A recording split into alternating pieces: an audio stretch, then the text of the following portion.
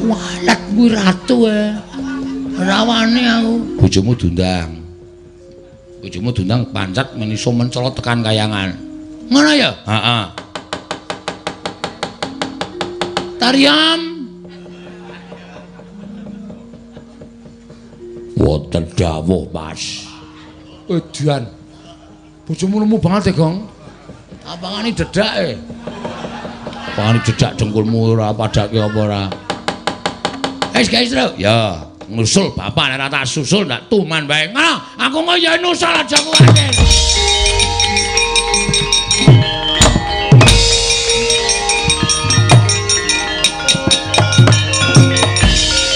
Meneng ya Yam aku arep nang kayangan. Lamet iki nggo srana wae Yam.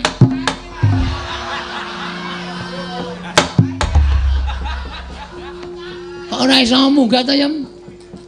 Kersane ajeng pancat apa? Sirahmu. Niki sene sirah. Padha karo sirahmu.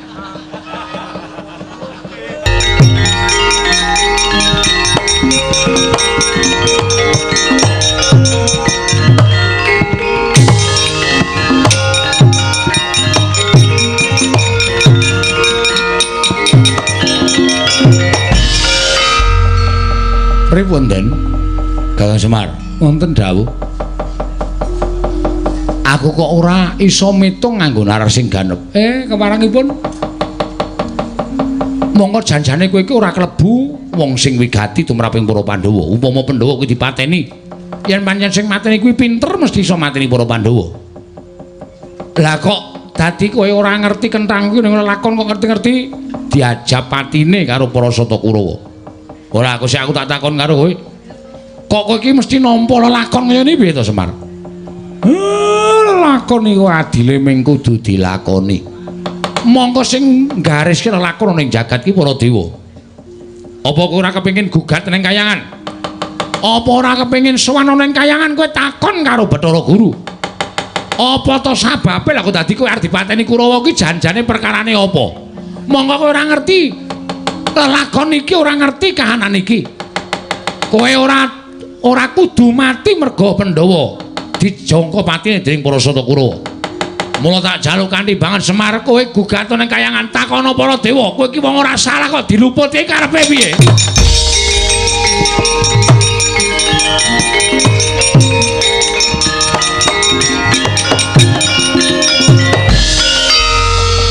Nek kula munggah teng kayangan sing tunggu karang kadempel sinten? Aku. Mengkene anak-anak kula do melu ya ben. Men do ngerti kahanane bapakne. Ngoten ya. Ha nggih kula mingkari manut. Kula nderek ngendika sampeyan lho. Nek kula ken takon karo Manik Maya adik kula apa to sababe kula ora luput ora kleru kok dijangka patine kowe kula tak takon. Nek pancen wangsulane ketemu nalar kula trima nek pancen niki kabeh digawe dening para dewa ajeng kula tanjeke salah kula apa luput kula apa karo Manik Maya.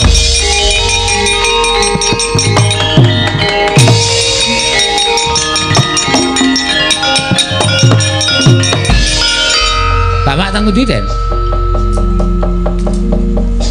Semar teng pundi to? Semar nang ndi? Basa, anu Semar teng pundi? Bapakmu Semar munggah. Lho, padahal bijine elek lho terus ya. Ora munggah kelas ki ora. Ha piye? Munggah ning kayangan. Munggah ning kayangan kersane Ndara Baladewa. Oh. Sebabe pancen bapakmu takon munggah ning kayangan takon gugat lan para dewa. Bener apa ora? Lho, masalahe napa kok kon bener apa ora iki? Bapakmu ora ngerti apa-apa, kok dijangka patine karo Sata Kurawa.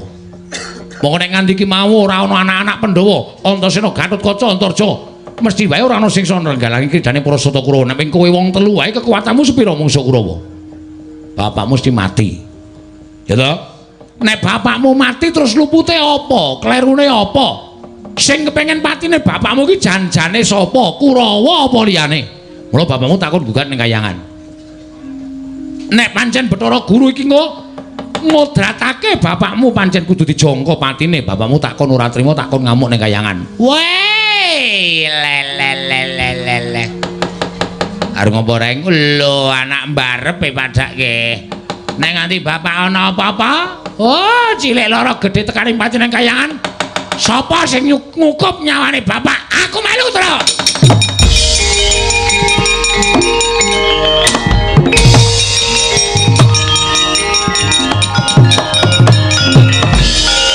Mati maju kok. Arep nggo pancatan ndasku ta.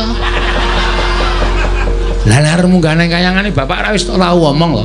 Kowe do iso mabur nek mancati sirahe dulur-dulure.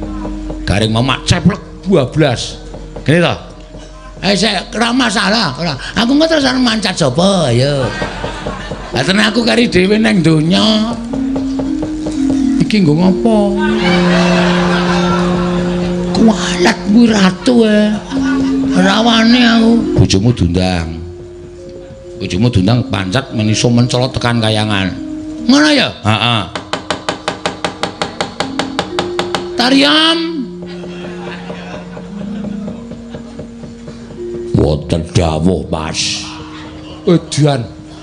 Bojomu lemu banget ya, Gong. Apangane dedak Apangane dedak dengkulmu ora padake apa ora? Wis guys, Tru. Ya, ngusul bapak nek ora tak susul ndak tuman bae. Ngono, aku mau ya nusul aja kuwatir.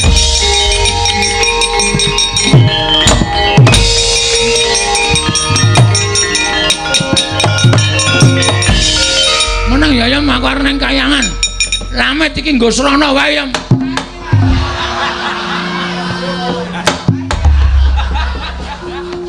Ora iso munggah ta ya. Kersane ajeng mancat apa? Sirahmu. Niki senes sirah. Padha ero sirahmu. Gedene padha. Kowe iso nek dinahi wik.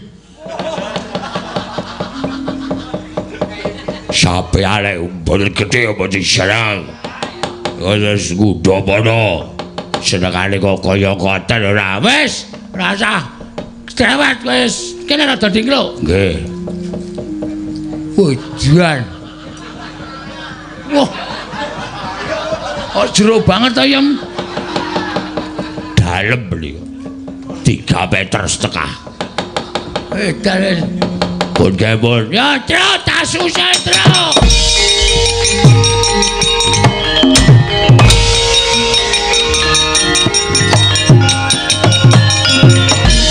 Lho, lari ngapa kowe? Kurang ajar. Ratu tinggo dolanan sak penake dhewe. Ah, muga-muga kelakon penjangkamu. Kek, aku wis rampung nyingkirke Kurawa, kek.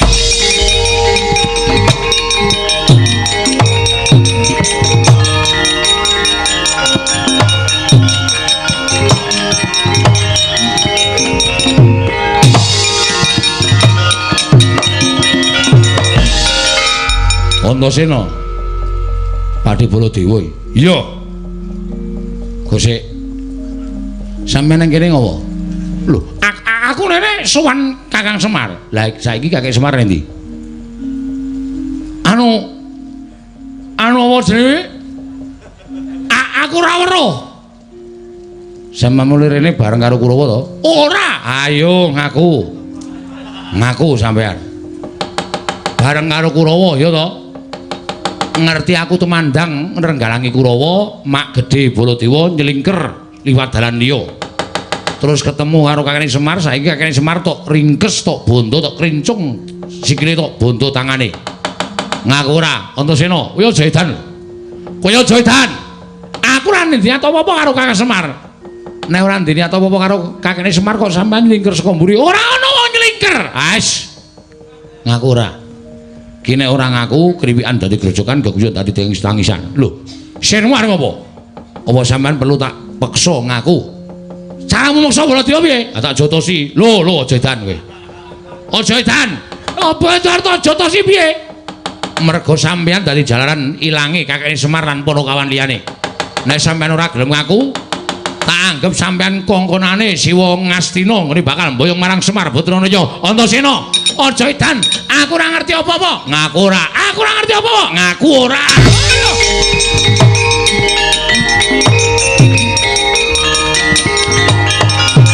Kowe ora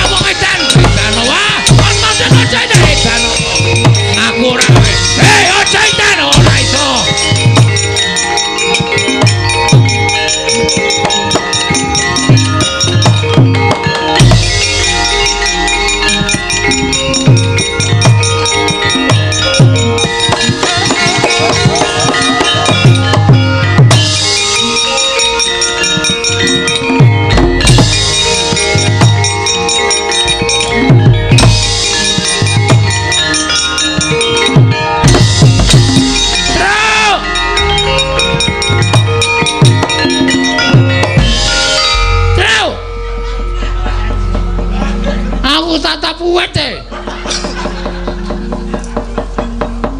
Ha piye? Ayo nasibmu, Gong. Terus ora ono to, terus ganggu terus. Aku dibantu. Ya piye wong kene iki kekuatane Truk. Oh, bujeki kowe. Iya. Nah, ganduan iki. Wis. Yo ditangkap. Hup. Ah. Yo meneng wae lho, ora obah lho. Mergo iki aku mung saka dayane lek ku mencolot ki nganti iso mabur iki. Nek kabotan wong kok ndak malah medun aku. Ya.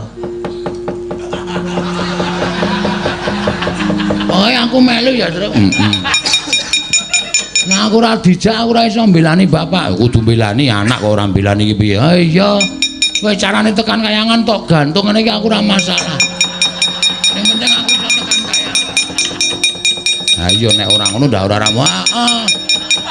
Truk, ngopo? Medun sik ya. Lah ngopo? Awe cenanangan kok. Cenanangan piye? Liwat papringan e. Sarungku kathokku keri ning papringan e, Tru. Delok aku wuduh. Ora apa-apa ning dhuwur ra ketoke. Ora ketok apa? Ya ketok. Ndase gedhe. Ora ketok piye? Engko nek ngono tak sili sarung ora usah trepet. Ndak selak ketinggalan bapak. Oh ya.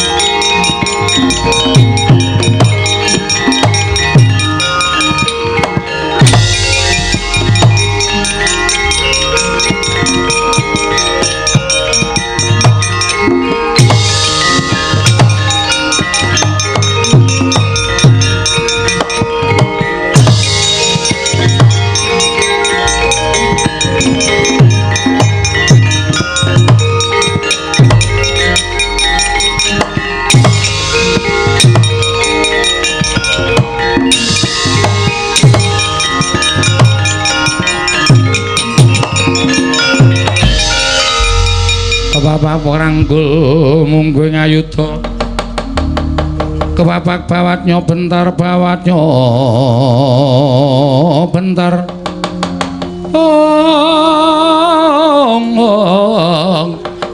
kepapaknya mungguh ngalogo Diani sopas ya, Tru? Heeh.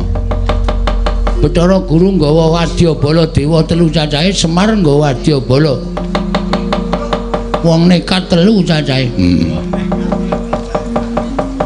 Kakang Ismaya. Manikmaya iya. Wonten menapa dene jengandika Kakang Semar rawuh wonten ing Kayiwangan. Guru. Mancen niatku aku arep nanjeke karo lelakonku sing bola-bali tak lakoni ning jagat. Ora kaya sing nak lakoni sak gedhagan iki ora beda. Pendak-pendak Kurawa rembugan, pendak-pendak Kurawa mateni Pandhawa, Semar mesti kesempyok ing aradan. Semar mesti melu-melu dadi undering perkara. Tegese Semar ora kleru ora luput melu arti jangka patine iki janjane aku tak takon. Iki kepiye to perkarane? Nggih. Inggih piye? Ayo kowe bloko. Sejatosipun pancen saestu kula ingkang nginger kiblatipun para tiang-tiang saking negari Ngastina. Tumunten kula menika nalindraning para dewa wenang damel mubah musiking manahipun para titah menang damel lampanipun para titah tumunten kula ingkang nglebeti pemanggih menawi Semar utawi Kakang Nayantaka kedah sirna. Panci mekaten Kakang Nayantaka kula ingkang ndodho dhateng lampan menika Kakang Semar. Kosek. Kok kowe iso omong kaya ngono? Aku saiki tak takon karo kowe jane luputku apa, salahku apa? Aku wis trima urip ana ing jagat. Aku trima urip ana ing donya. Kowe dadi ratu ning para dewa. Aku ora tau ganggu gawe karo kowe kok kowe pendak-pendak ganggu gawe karo uripe Semar. Mongko jagat karo kadewatan kuwi adoh parane. Amargi kula menika rumaos sakit manah kula. Lara perkara apa? Sedaya titah wonten ing jagat menika sami nyembah kalian kula, namung wonten setunggal titah ingkang boten nyembah kalian kula. Mboten tata krama, mboten basa, inggih menika Kakang Nayantaka inggih Kakang Ismaya. Wis mingerke blate kok piye? Aku ki kakangmu lho, Guru. Aku ki wong tuamu, aku ki kakangmu, aku ki dulurmu sing luwih tuwa. Lah kae. Kae. Aja sembrono. Kae nek nganti ngenengi apa ta apa? Iso katriwandan. Cekelen sikik tak leren leh kumayang. Daripada kenapa kono kowe sembrono ora gek cekat-ceket. Bleseke dengkulmu mlocot kuwi. Nek ijek urip terus mak cenut ngono apa? Kowe iki ngrembug apa ya Pak malah? Panjen Bagong iki panjen kurang ajar. Kowe iki ngapa emer ora ana wong kleru kok. Aku sing disalahke. Aku tak takon. Aku wis ngalah karo kowe lho kowe isih tumindak kaya ngono. Aku iki wong tuamu kok kon basa karo kowe nek aku niat biyen kowe ora dadi dewa. Nek aku gelem matur sak nyatane lakon sing kelakon kowe ora bakal dadi nalindraning para dewa. Ning mergo aku karo Kakang Tejo Mantri nalika semana trima ngalah, kowe dadi dewa, kowe urip ning kayangan, aku urip ning jagat. Donyane wis beda, ning kok kowe isih duwe rasa sengit karo aku. Karepmu piye? Kakang Nayantaka piye? Pancen saestu mekaten. Badhe kula silak ana tanpa guna. Samenika ngaten kemawon.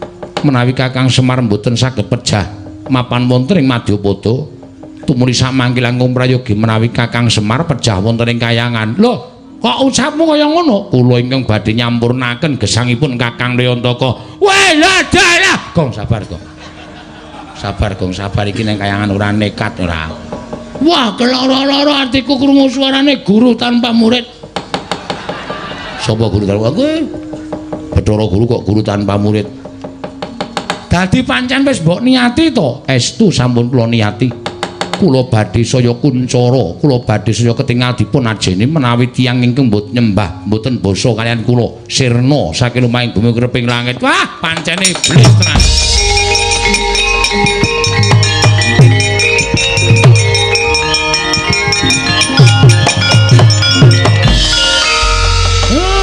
Pancen wis ora kena disewawa. Pancen kowe iki pancen nek lagi kepanjingan jiwaning iblis ora mantra-mantra sipating dewa. Ning kaya pancen kowe ora pantes dadi dewa. Nek kowe pancen niat arep mateni karo Semar nyampurnake Semar, ayo. Rupak wani jembar wani kula ingkang badhe wantun dhateng Kyai Semar. Pancen setan kowe. Odos.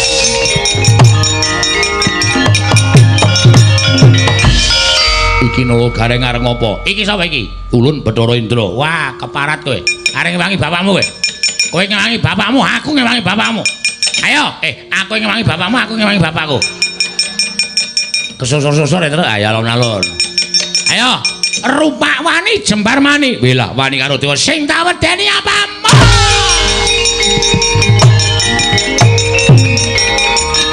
Stop. Sapa iki? Bathara Brahma. Wela, nyilirek terus. Lho. Nyilirek kuwi dewaning geni to? Heeh. Nek pancen dewa-dewa ring mbelane Bathara Guru, aku sing ora nrimake tantrimane Petruk kandung bolong obrak-abrik kayangan.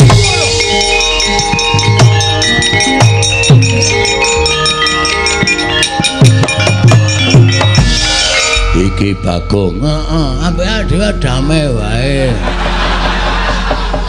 Damai piye rasa gelut. Wah, wis dadi gelut rame kok damai. Aku dewaning pepati, ngono aku tak jabut nyawaku. Ora malah rekoso aku. Nek aku mati piye yo? Bojoku anakku piye? Iya, iya. Gunane apa gelut ta? Mbak Rukun. Ning pukulun Bathara Guru wis gelut karo bapakmu Semar, apa awake dhewe ora gelut? Ning janji piye? Ora entuk jabut nyawa lho. Oga aku kalah nek kowe jabut nyawa. Aku ora iso jabut apa-apa e. Ngene wae. Entuk njabut ning liyane nyawa. Yo. Ayo wani e. Aku ngerti kowe ngarep jabut jenggotku ta kowe. Heeh, kemlawer ya wis liyane jenggot yo. Wah, sak gegem yo. Ora kaya tomat. Tomat dengkulmu melocot kuwi. Piye sida gelut ora? Oh, kowe ora bali saka kayangan. Aku tak pateni wae. Weh, lah pati kok diame-ame. Ya omah dipati. Mungso Bagong entuk mungso tenan. Wae gaglak lima, gaglak segamu. Ono ora? Ora ono sanane. Aku apa-apa doyan.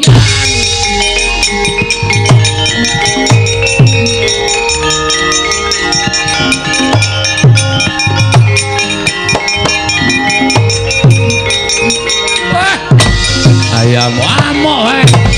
Pancen niat kowe.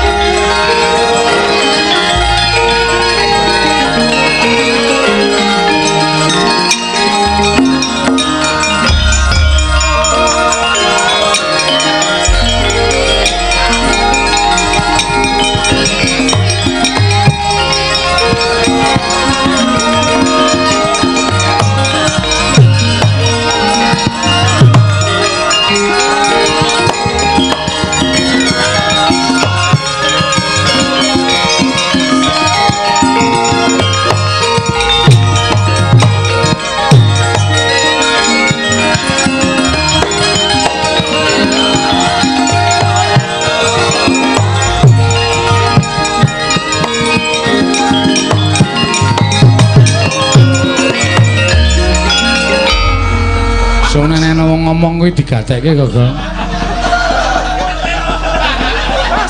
Aku ora jelas e. Aku mau ngomong apa? Ngomong apa ta? Baigun. Wah, diwas tak gaweke wadah idu. Krunguku paidon.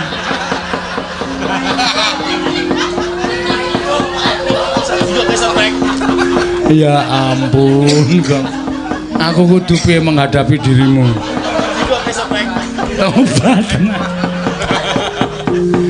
Aku ora ngerti, aku mau ya ora cetha kok. Pertama tak ulungi rek ya ora gelem. Awang muni baygon kok tok kei rek. Ora adoh banget to. Bareng aku muni baygon ku muni oke. Aku digoleke dus. Kon nggo widu anggepe aku mau masuk angin wae piye. Maaf, Tro, maaf. Ora jelas kok ya. Ketanggo nyemprot kewan-kewan ki men ra mlebu ning jare wong. Bola-bali wis celka-celki kok. Petro, dalem Bu Kulun menengo dhisik. Niki lho Bagong niki lho Bu Kulun. Bagong kena ngopo Petro? Wah, sampeyan nek kula critani malah mangke malah mboten prayogi. Ora cerita-ceritake lho, Tru. Ora. Isen aku. Aku iki ale wis suda rungane. Ha iya. Ora nek omong njaluk ki seru, seru mlebu mik. Oh. Cah payah ora. Meh padha lho. Ha iya wis ngerti. Python. Baikon. Ha bener ta? Berarti aku kan ora salah-salah banget. Oh salah ya wong semprotan kok karo dus. Ya ana hubungane lho nek bar tok semprot kewan-kewan ki lebokno dus maksudku ngono. Ya ora. Seneke bunge iki. Edan. Seneke kancane dijaluk. Oh alah. Guru. Pukulun njaluk pupu. Guru. Pupu dengkulmu mlocot ora. Ayo ora krungu ayo. Wonten dawuh Pukulun. Apa inggih kita rembug jroning kayiwangan sayekti ulun wis ngawuningani kebangetan timen. Apa kita ora mersake karo Semar, ora mersake karo kadang kita. Semar wis gelem urip ana ing jagat, mongko Semar tanpa derajat, tanpa tapangkat, tanpa bondo, tanpa donya. Uripe Semar kaya wong popo, ngulandara, uripe sarwa sekeng, sarwa ora kecukupan, sarwa ora duwe, mung dadi titah lumrah. Kita ing kedunungan derajat pangkat bebasan sundu langit derajat pangkat lan semat kita. Nanging teka kita isih duwe rasa gedeng keburu sengit kelawan Semar. Merga nggon kita kuwatir kelawan Semar sebab Semar ora gelem basa, ora gelem unggah-ungguh sarta ora gelem nyembah kelawan jeneng kita. Apa isih kurang titah ingkang semono akeh wis padha nyembah kelawan jeneng kita. Semar kuwi wis rekoso manikmaya. Ismaya kuwi wis urip ingkang kebak prihatin lan papa cintraka. Kena ngapa isih mbok gawe supaya titah ing mapan negara Ngastina padha sengit lawan Semar wekasan jangka patine Semar. Kebangetan timen kahanan kita. Mula kang sangka kuwi kanggo sarana nggon kita wis gendak sikara kelawan Semar Badranaya, Bathara Guru ora ketang ngamung sedhela kita kudu ngrasakake urip kaya dene Semar Badranaya. Mandi ucaping kulun Bathara Wenang.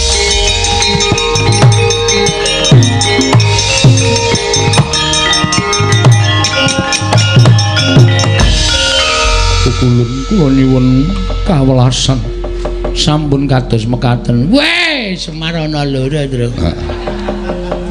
Sing asli sing endi? Kae cetha sing mburi-mburine Bathara Sang Hyang Bathara. Sapa kae, Tru? Pukulun Bathara Paut dengkulmu. Cah cilik oyane klitian ya, Tru. Ha iki dewa ya, Nyuk. Kae iki dewa, malah Bathara Guru kalah derajate karo kae mbahne Bathara Guru. Masa? Heeh.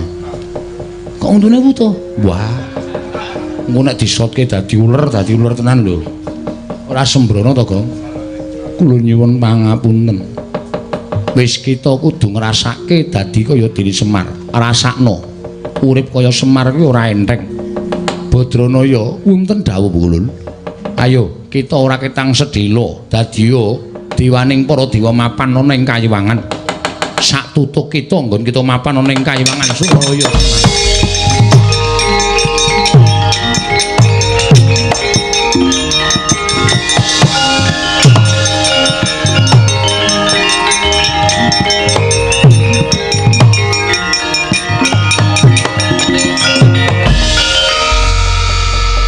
Semar ingkang kedadian saka Bathara Guru kita momong anak-anake Semar ingkang kebak kurang ajar.